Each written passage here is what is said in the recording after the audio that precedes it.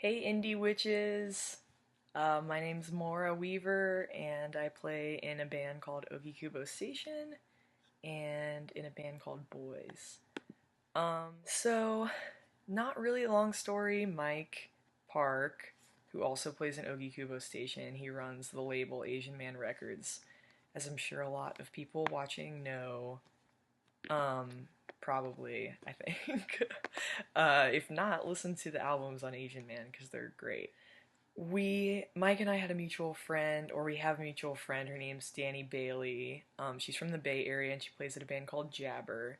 And she connected Mike with my old band mixtapes that I used to play in.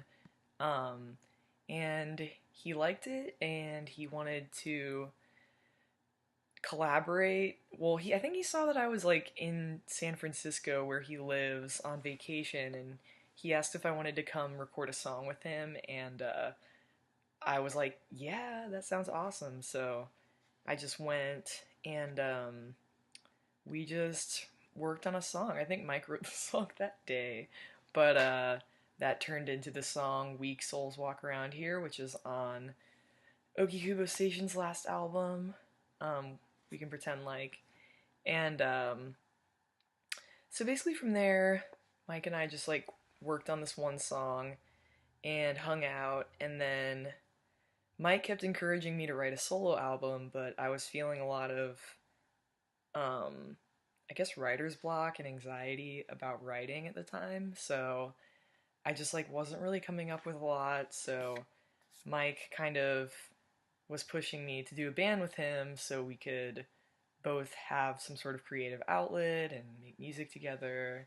And yeah, so that's how Ogikubo Station came to be. Our name came from the train station that Mike ran Asian Man Records out of in Tokyo, maybe like 10 years ago. Don't quote me on that. I'm not sure exactly when, but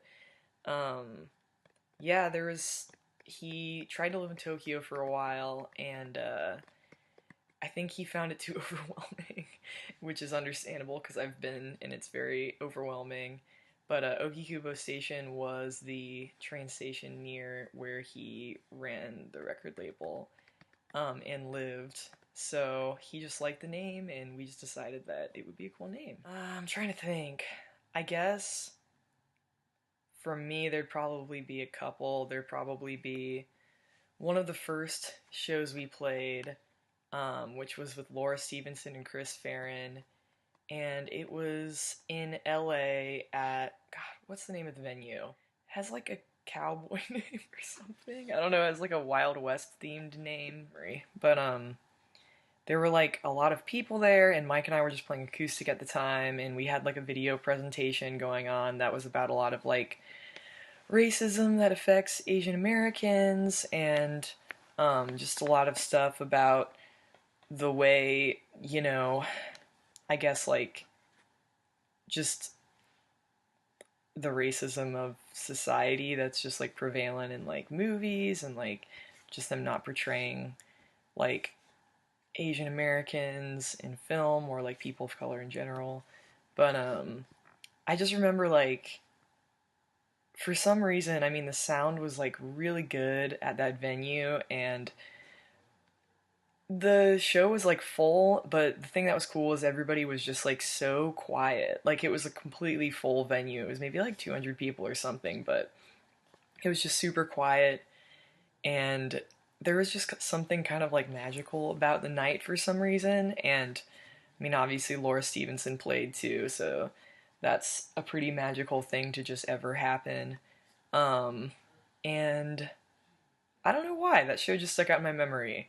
I'm gonna find the name of that venue in a little bit. But anyway, and then probably another memorable performance we had was just playing with Alkaline Trio, which I guess it's not really like a certain performance, but every show that we did on that tour was just like wild to me because I don't know, I started listening to Alkaline Trio when I was like 13 and I would drive to high school when I first got my license like listening to them and like feeling outcasted and just like emo. And so it was just like really wild getting to play shows with them, and it was really cool. Let's see. Love Teenage Fan Club always. The Monty Python and the Holy Grail. Not just saying that because of the UK. That's always been one of my favorite movies since I was like 8 years old when my dad first showed it to me, and I feel like that totally shaped my humor in general. Just like, I don't know, just everything about it. We are the knights who say me. My sister and I just would always do that to each other and just be really weird and not make any sense. Also, Zoolander, just because it's so ridiculous. This is a question that hits close to home for me because I think about this a lot, and I talk about this with Megan, who plays in Boys with me. It's her band, really, and she plays in Ogikubo Station too.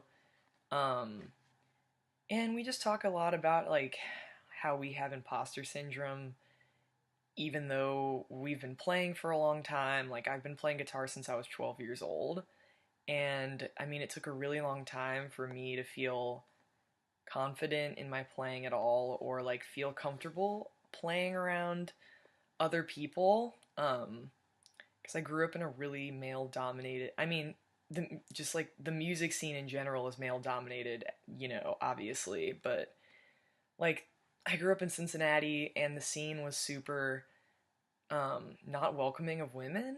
Like, people would make fun of me for like the idea of like playing in a band with me. They thought that was like a funny joke because they were like, "Oh, you're like pretty good, but you're a girl, so like we could never be in a band with you." Like that was actually a thing that somebody said to me.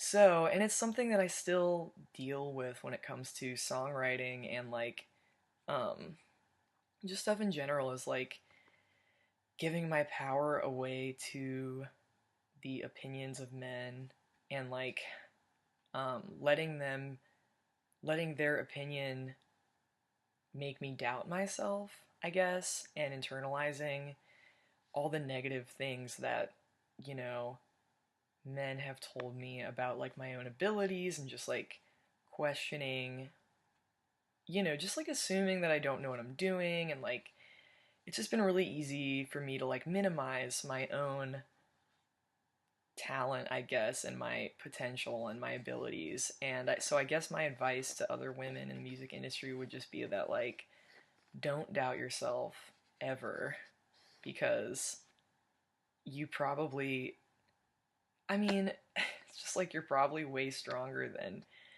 any of those dudes who are telling you what to do, and like they can't take that away no matter what. Like they can't take away what you have to contribute, and your happiness, and like your own access to things. And I don't know, I guess just like I can't speak for women, obviously.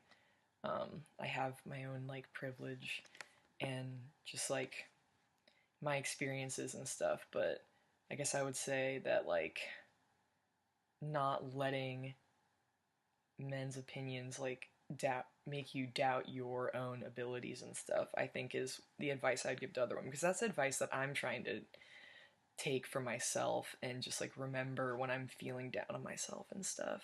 So yeah. For Ogikubo Station, probably Instagram. I know personally I use Instagram more than any other social media too, and then maybe Facebook.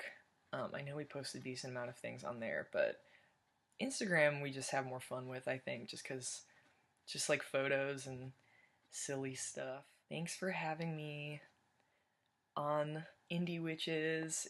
Been a pleasure to be on y'all's website and everything, and thanks for sending me questions. Yeah, talk to you guys soon. Bye.